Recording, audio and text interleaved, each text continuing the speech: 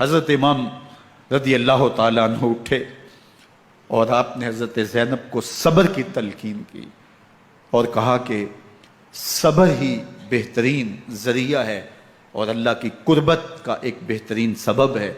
और उनको सब्र की तलकीन करते हुए फरमाया कि मेरे बाद तुमने इस जिम्मेदारी को संभालना है और इन मुक़द्दरात इस्लाम की, इन शहज़ादियों के पर्दे की तुमने हिफाजत करनी है।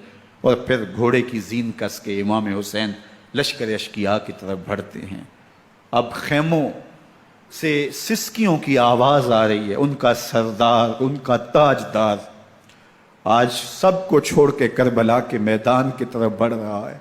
जुर्म क्या किया, कसूर क्या किया, इसने क्या ज्यादती की कि आज नेज़ों और अनियों के मुकाबले में 22,000 का लश्कर हजरत इमाम हुसैन पे टूट पड़ता है। आप फिर तुम